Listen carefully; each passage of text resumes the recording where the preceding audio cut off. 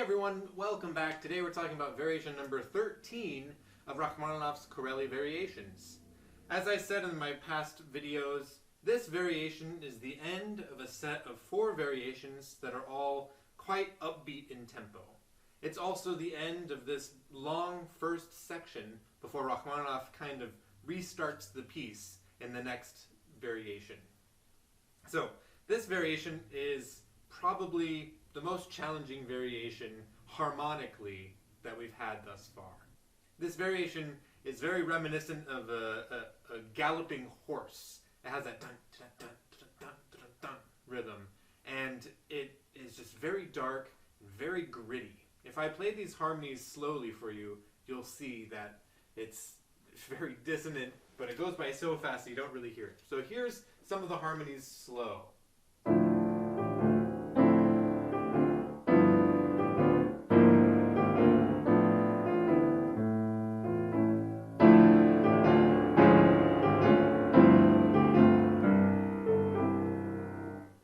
It's just very gritty. Lots of these notes all right next to each other.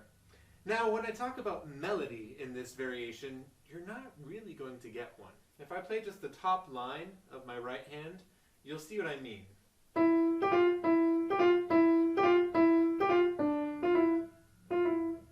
It's not really too melodic. It's just lots of stepwise motion, and it's not really a melody. Instead, the interest is going to be in the inner voice leading. And I'll try to bring it out as best as I can. I really like the inner voice leading of the right hand in this variation.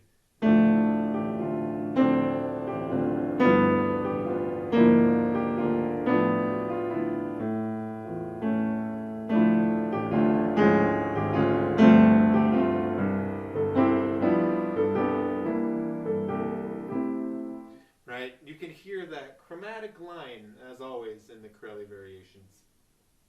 It's just probably the thing that your ear is going to attach to the most, since it's the most linear and the most cohesive sound. And it's the part of the music that's actually changing, because a lot of these harmonies are very similar, just with one note shifted. Now, we need to talk about, as always, the staple harmonies from the theme. D minor, A major, C major, and F major. Do they appear in this music? Well, obviously D minor does, the very first chord.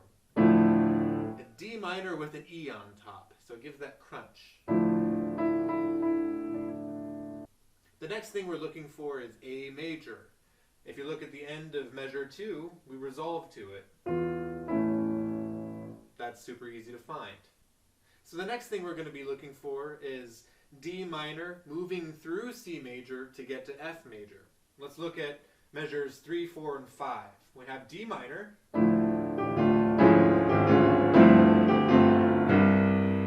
Here's our C major, and it's outlined right there in measure 4.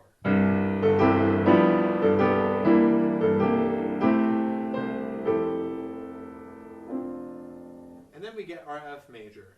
It's just hidden and ingeniously crafted into this variation.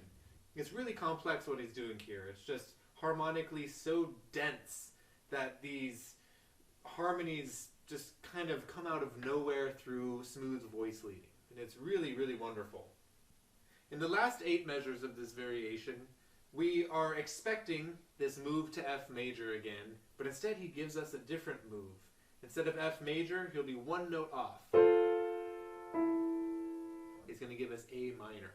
So this happens in the 4th measure of the second half of this variation. Let's hear what this sounds like.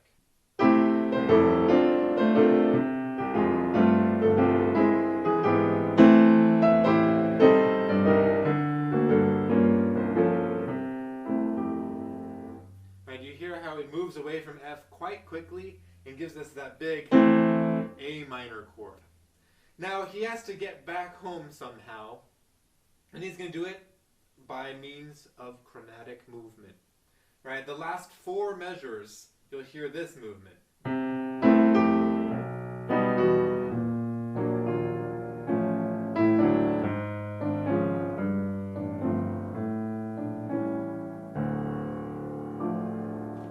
And that's how we get back home. just simply moving down chromatically like he's been doing in lots of these variations.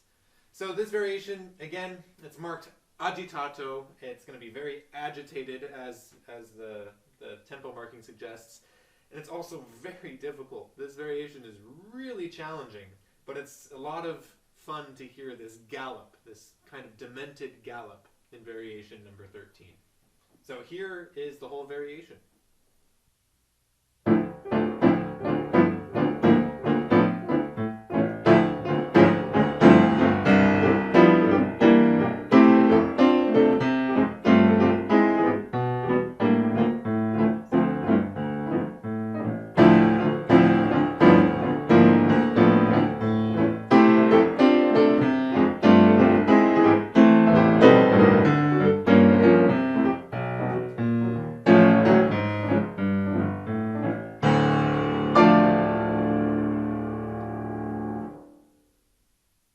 So that is variation number 13. It's dark, it's gritty, and it's a great way to bring this whole long section to an end. Tomorrow we'll be talking about the intermezzo that Rachmaninoff has put in the middle of these variations. It acts as a kind of transition into variation number 14. So tomorrow's video is not technically a variation, but I'm going to devote a whole video to it since there's lots to unpack. So I will see you tomorrow. Thank you.